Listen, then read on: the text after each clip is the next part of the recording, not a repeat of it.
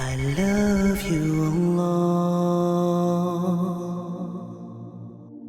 Psychologists say that the most productive emotion is the emotion of gratitude.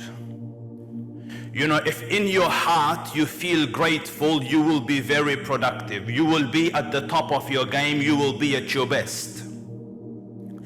And successful people, as in people who are the heads of industry and who are CEOs and entrepreneurs, you know, successful by the definitions of man, they are people who will go to sleep and then wake up, and then before they wake up, the system is to kind of keep your eyes closed, and for the first couple of minutes you just remember the favors that is in your life. You know, you go, thank God my eyes work, my body is working, Alhamdulillah I am alive, look I have a bed, oh my God I have a blanket, there's a roof over me. Do you understand me? And as you go through this, it sets the tone for your day, and it's a tone of gratitude which builds success.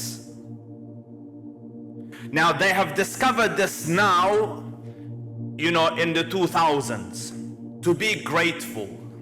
Now let's look at your deen and the deen of Muhammad alayhi afdalus salatu wa atammu taslim. When the Rasul was alive, it was in the desert.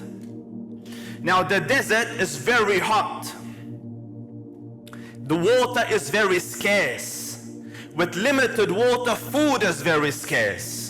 With limited food, you're hungry, wealth is very scarce. And when the people from Mecca migrated to Medina, there wasn't much shelter either, because, and you see the Ashab al-Sufa, they used to be sitting, you know, sleeping outside. So, yet the Prophet taught these people with such little physical wealth that before you wake up, or as you wake up, you say, Alhamdulillahi alladhi أحيانا بعدما أماتنا وإليه النشور. Thank you, Ya Rabb, for giving me life after having taken it from me last night. Into you is my return. And you say it in Arabic, but you don't know its meaning. Your mom and dad taught you, and most of you don't even say it. I can vouch for you.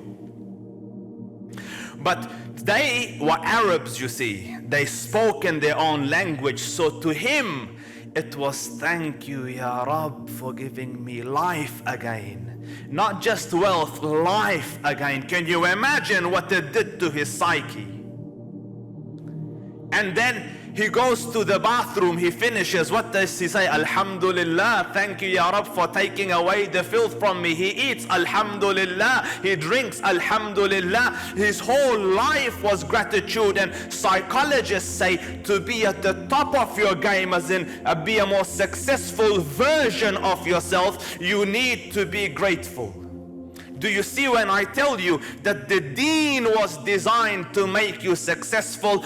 And have a look at this. I studied the life of successful according to, you know, human definitions, you know, heads of industry, entrepreneurs, leaders of big institutions, prime ministers. I searched and researched their lives, and I found certain traits.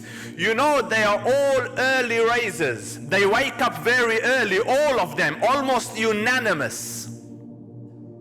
They wake, I read, you know, between 4 o'clock and 6 o'clock is their wake up time, although work starts at 9. Yet they wake up early. So what do? They don't answer emails. They wake up and they meditate.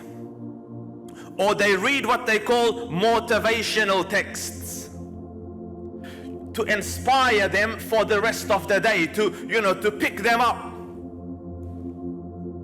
And what do you do, or what did the deen prescribe for you to do in the morning?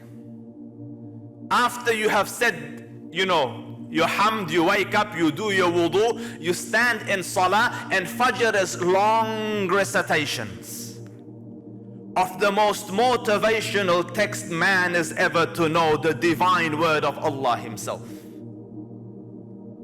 And then you sit and do your wird, your adhkar. Try this for those of you who haven't. Try to sit and do your adhkar for 30 minutes, before you go. See what it does to you for the rest of the day. And I tell you, and I don't say this, to blow my own trumpet, but by the time I get to work, my heart is dancing. Like, Allahu Akbar, let's go.